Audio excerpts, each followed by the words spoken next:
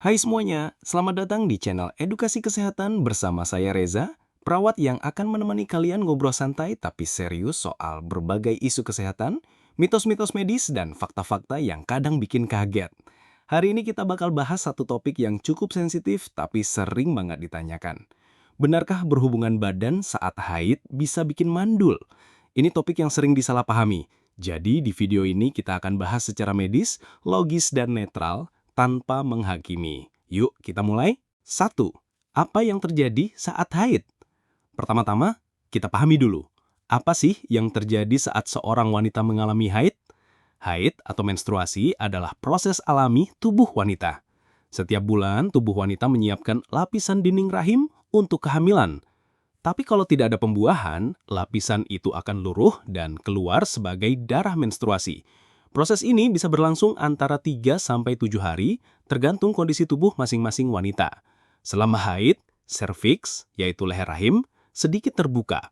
Ini hal penting yang nanti berkaitan dengan resiko infeksi. Dan tentu saja, saat haid, tubuh wanita dalam kondisi hormonal dan fisik yang sangat spesifik. 2. Apa resikonya berhubungan saat haid? Nah, sekarang ke pertanyaan penting. Boleh nggak sih berhubungan saat haid? Aman nggak? Secara medis, berhubungan badan saat haid tidak secara langsung menyebabkan mandul.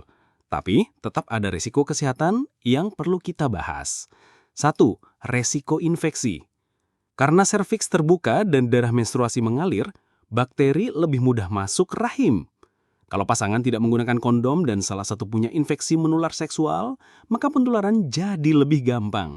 Beberapa infeksi bisa menyebar ke organ reproduksi bagian atas seperti rahim, saluran tuba, dan ovarium. Inilah yang bisa menyebabkan radang panggul atau PID yang kalau dibiarkan bisa berdampak pada kesuburan. 2. Risiko endometriosis.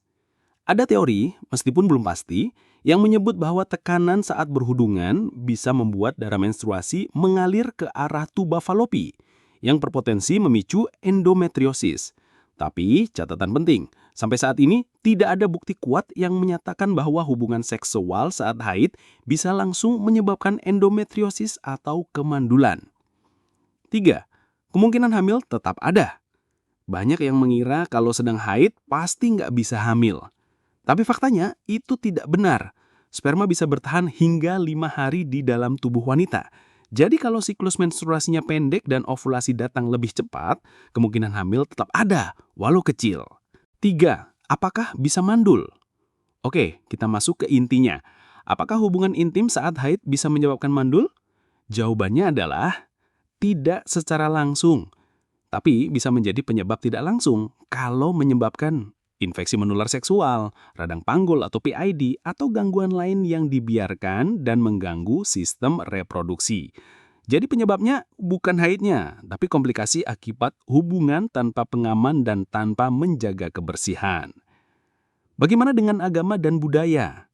Selain secara medis, banyak orang juga bertanya dari sudut pandang agama dan budaya.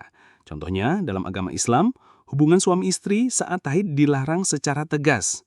Dalam budaya lain, menstruasi juga dianggap waktu yang tidak bersih untuk berhubungan intim. Jadi selain mempertimbangkan dari sisi medis, penting juga untuk menghormati nilai, keyakinan, dan kenyamanan pasangan. Hubungan sehat itu bukan cuma soal fisik, tapi juga komunikasi, empati, dan saling menghargai. Oke, kita simpulkan ya. 1. Berhubungan saat haid tidak menyebabkan mandul secara langsung. 2. Tapi ada risiko infeksi yang bisa menyebabkan kemandulan kalau tidak ditangani. 3. Gunakan kondom dan pastikan kebersihan dijaga. Dan selalu komunikasikan dengan pasangan soal kenyamanan dan nilai yang dianut. Kalau kamu atau pasangan punya riwayat infeksi, keputihan abnormal, nyeri saat berhubungan, atau haid tidak teratur, jangan tunda untuk periksa ke dokter. Lebih baik mencegah daripada mengobati. Ya kan? Teman-teman, semoga video ini bisa bantu luruskan informasi yang simpang siur. Jangan sampai kita ambil keputusan berdasarkan mitos atau takut karena hoax. Selalu cari tahu dari sumber terpercaya dan edukatif. Kalau kalian punya pertanyaan seputar kesehatan, tulis di kolom komentar ya. Dan kalau video ini bermanfaat, jangan lupa like, share, dan subscribe channel ini biar nggak ketinggalan info-info penting berikutnya. Saya Reza, perawat kalian.